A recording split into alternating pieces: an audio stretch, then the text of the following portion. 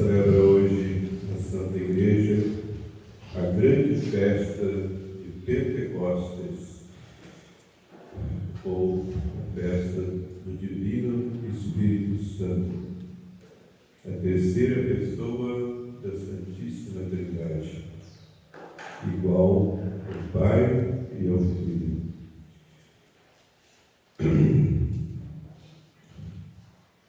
E o Espírito Santo veio para ficar na igreja e para ficar em cada alma. Pelo santo batismo, nós já recebemos o Espírito Santo. E Nosso Senhor infunde na alma do batizado as virtudes teologais da fé, da esperança e da caridade, e também as virtudes cardeais e os dons do Espírito Santo. Até o uso da razão, a alma conserva toda essa riqueza celestial. Chegado o uso da razão,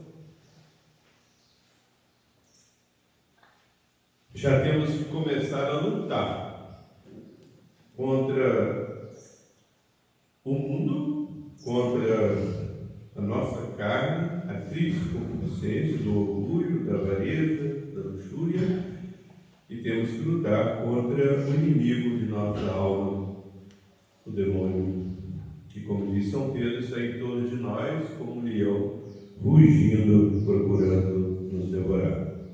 E nosso Senhor Jesus Cristo deixou um sacramento especial para nos dar a plenitude do Espírito Santo, para nos tornar soldados de Cristo nessa luta, para darmos testemunho de nosso Senhor, renunciando a nós mesmos, a nossa carne e as pompas e vaidades do mundo. É o sacramento da Crisma. Recebemos de um modo todo especial o Divino Espírito Santo, por imposição das mãos do bispo. E o Espírito Santo mora na alma, e ele age na alma, procurando santificá-la. Cabe a nós não resistirmos a ele, nem, muito menos, expulsá-lo da alma. Ele quer ficar conosco para nos santificar e levar para o céu. Mas o homem pode abusar da liberdade humana que nosso Senhor lhe deu, e ele pode expulsar o Divino Espírito Santo. Isso acontece quando a pessoa tem a desgraça, a maior desgraça que pode acontecer na vida de uma pessoa, é um pecado mortal. Expulsa da alma o doce hóspede, que é o próprio Deus, o Espírito Santo. São Paulo, na primeira epístola aos Tessalonicenses, no capítulo 5, versículo 19, diz assim: não querais expulsar da alma o Espírito Santo. É o que há de mais terrível sobre a face da terra. Expulsar Deus da alma. É o pecado mortal. Mas o próprio São Paulo, na Epístola aos Efésios, no capítulo 4, versículo 30, diz também: não querais entristecer o Divino Espírito Santo. Isso acontece, caríssimos, quando a gente faz um pecado venial. Sobretudo os pecados da língua ofendem muito o Espírito Santo. Não chegam a expulsá-lo, né? Há certos pecados da língua que são mortais, né? Mas a maioria são veniais, mas contristam o Divino Espírito Santo. Por exemplo, falar mal dos outros, né? Maledicência, contrista o Divino Espírito Santo. Mentira, contrista o Divino Espírito Santo. A mentira, por sua natureza, é um pecado venial, só se torna mortal se a matéria for grave, né? Se a pessoa tiver intenção de prejudicar gravemente o próximo, mas em si é venial. Mas contrista o Divino Espírito Santo, o doce hóspede da alma. Nós lemos lá nos Atos dos Apóstolos aquele fato terrível, lá no início, né, da igreja, na época dos apóstolos ainda, um casal, o homem chamava-se Ananias e a sua esposa Safira, né, venderam o terreno. Era costume fazer isso, né, para dar, por exemplo, quem tinha terras, né, vendia uma parte para dar para aqueles que não tinham nada, né? Então os apóstolos é que recebiam aquela oferta para dar para quem não tinha, né? Então esse casal vendeu o terreno, mas foram tentados, né, pelo demônio para mentir. Não tinha necessidade, né? Não era coisa assim forçada, a pessoa dava livremente, mas caiu nessa tentação de mentir. Chegaram para São Pedro e primeiro o homem, né, Ananias, vendi um terreno, disse ele, e aqui estou dando todo o dinheiro para distribuir para os pobres, para quem não tem. São Pedro disse para ele assim: Ananias, por que você veio aqui para mentir? Não a mim, ao Espírito Santo. E Ananias caiu morto aos pés de São Pedro.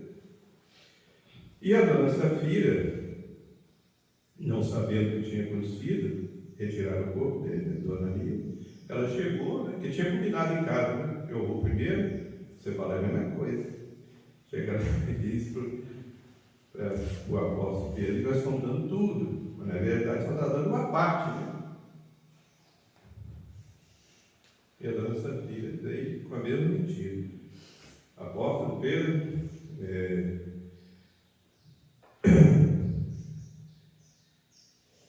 nós vendemos o terreno, eu e meu esposo, e estamos dando todo o dinheiro. São Pedro diz assim: por que você combinou com seu esposo para mentir ao Divino Espírito Santo, contristando o Divino Espírito Santo? E Safira caiu morta também. Então, caríssimos e amados irmãos, temos que ter todo cuidado. Primeiro, evidentemente, não expulsar o Divino Espírito Santo, mas também não contristar o Divino Espírito Santo com um pecado venial deliberado, né? E em terceiro lugar, não resistir ao Divino Espírito Santo, porque Ele está na nossa alma agindo, procurando a nossa santificação. Ele é o nosso advogado, o nosso santificador, né? Ele está sempre agindo com graças atuais, inspirações, né, com seus dons. Quando a alma corresponde generosamente, Ele dá uma recompensa, que são os frutos do Espírito Santo, uma alegria espiritual que enche a alma, uma alegria que o mundo não pode compreender. Não é alegria mundana, é alegria de nosso Senhor, da presença do Espírito Santo na alma. Uma paz que sobrepuja todo entendimento humano. Não é a paz também que dá ao mundo, é a paz que Jesus nos trouxe. É a paz que vem da consciência tranquila de estar na graça de Deus, de ter em si o Espírito Santo. Então são os frutos do Espírito Santo. Mas a gente não pode resistir ao Divino Espírito Santo. Lemos também nos Atos dos Apóstolos que o diácono Filipe recebeu uma inspiração do Espírito Santo. Ele estava em viagem de Jerusalém para casa e tinha visto ao longe uma carruagem, e o Espírito Santo inspirou a ele: vai até o encobre e vai ao encontro daquela carruagem. E o diácono Felipe foi.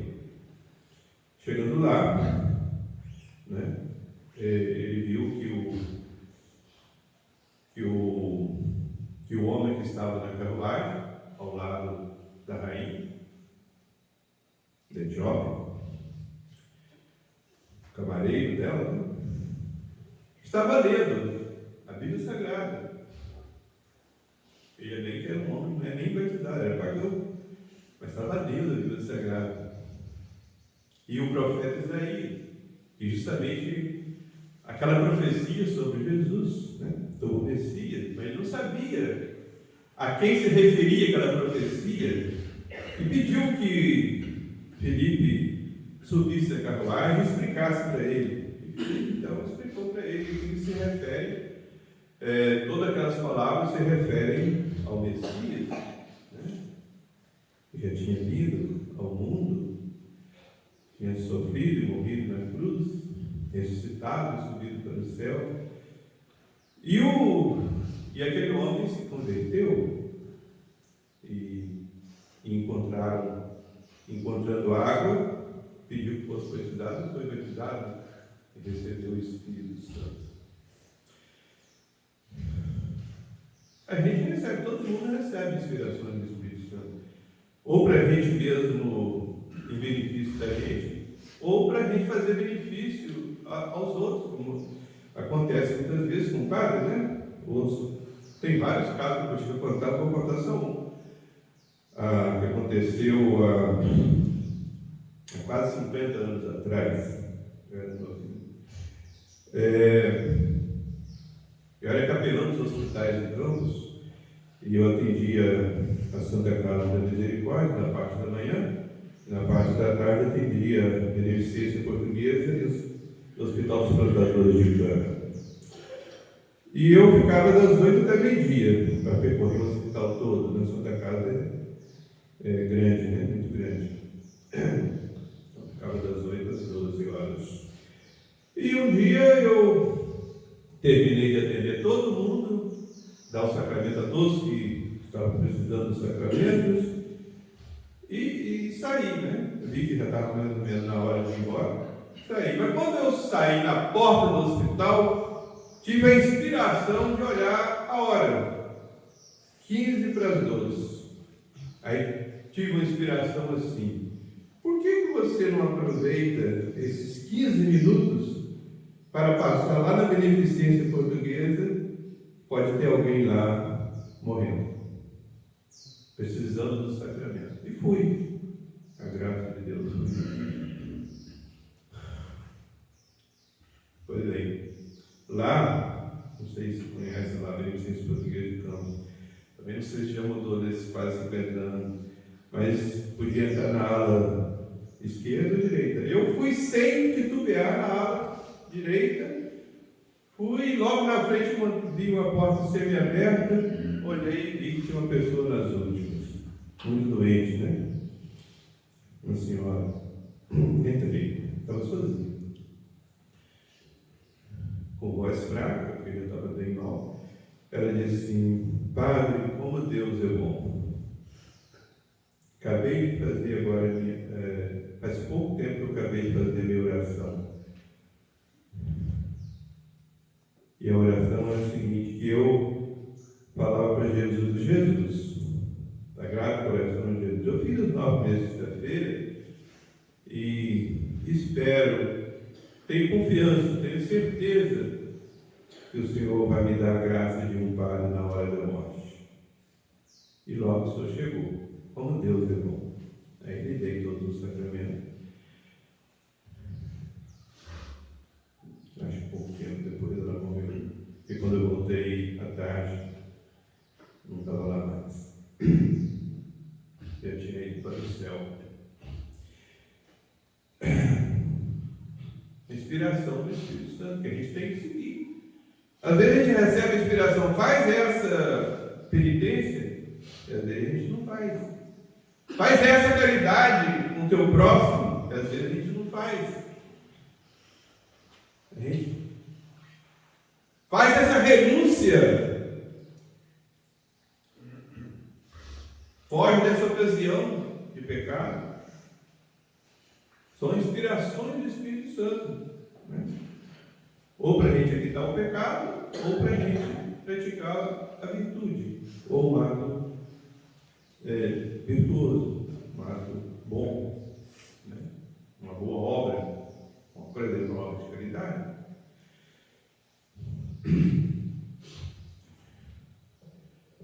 Quando o demônio tenta uma pessoa, o Espírito Santo passa o contrário, foge disso aí.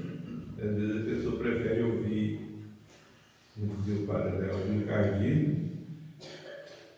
e não faz. Então a pessoa resiste ao Espírito Santo. Não querais resistir ao Espírito Santo. Está lá no livro dos Atos dos Apóstolos, no capítulo 7, versículo 51. É o diácono Santo Estevão dizendo para os judeus: vocês vivem resistindo ao Espírito Santo. E é verdade. Os judeus rejeitaram o nosso Jesus Cristo e viviam resistindo ao Divino Espírito Santo. Viam os milagres, viam que Jesus pregava com autoridade que ninguém tinha, via que ele era um homem sem pecado, um homem santo, e não acreditavam. E sobretudo viram a sua ressurreição, que é a maior prova da divindade, ressuscitar a si mesmo. Só Deus. E não acreditaram, resistiram a Deus, resistiram ao Espírito Santo. Vocês vivem resistindo ao Espírito Santo. É terrível, né? Que o Espírito Santo era nós estamos querendo nos santificar e a pessoa está resistindo, não se santifica. Santo Inácio dizia: se seguíssemos todas as inspirações do Espírito Santo, seríamos santos, porque as inspirações do Espírito Santo é para nos fazer santos, e Deus quer isso. Seja perfeito como o vosso Pai do céu é perfeito, e resistimos. E quando a pessoa resiste ao Divino Espírito Santo, pode ser por vários motivos, pode ser, por exemplo, por um apego ao dinheiro, pode ser por um apego a alguma pessoa, uma amizade excessiva, né, que desvia a pessoa do amor ao nosso Senhor, do amor ao Espírito Santo, né, o espírito do mundo, a vaidade, apenas vaidade, né, tudo isso é contra o Espírito Santo. Né? Então o que acontece? A alma vai se esfriando, o Espírito Santo, sendo resistido, ele vai diminuindo as suas luzes, suas forças.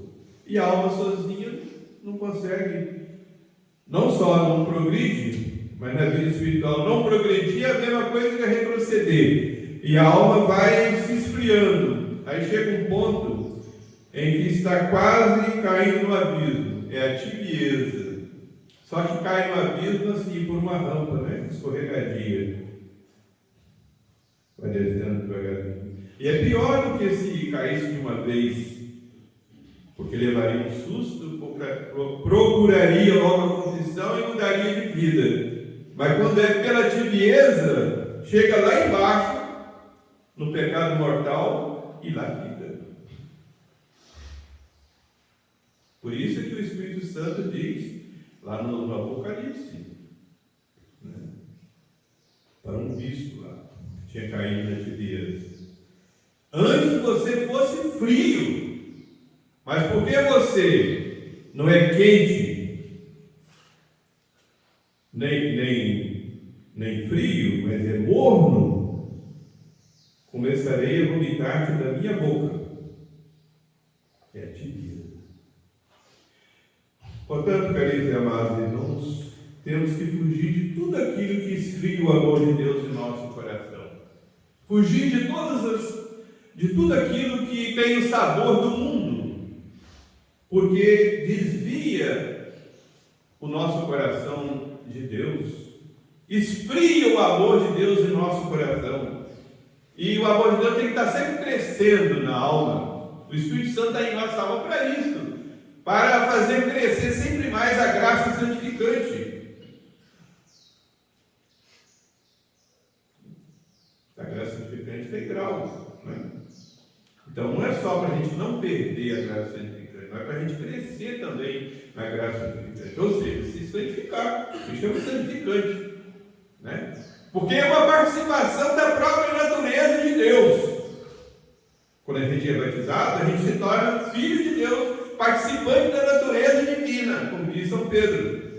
E essa graça tem que crescer em nossa alma. Quanto mais a gente se tornar semelhante a Deus, imitando a nosso Jesus Cristo, aceitando e sendo dócil às inspirações do Espírito Santo, mais a gente se santifica. E mais glória a gente vai ter eternamente no céu.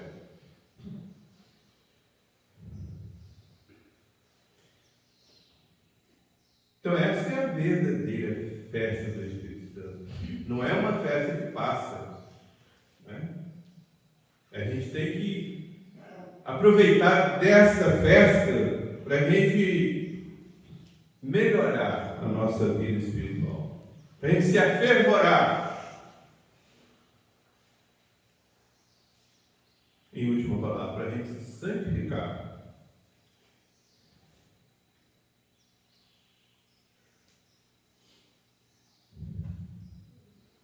Então, caríssimos amados irmãos, tomemos essa resolução, né, nesse dia do Divino Espírito Santo, ser sempre dócil a Ele, ser sempre generoso a Ele, e fazermos as nossas orações bem feitas, porque se a gente pedir com confiança, o Espírito Santo estará sempre nos dando as suas graças atuais, as suas iluminações, as suas inspirações, os seus dons e os seus frutos. Amém.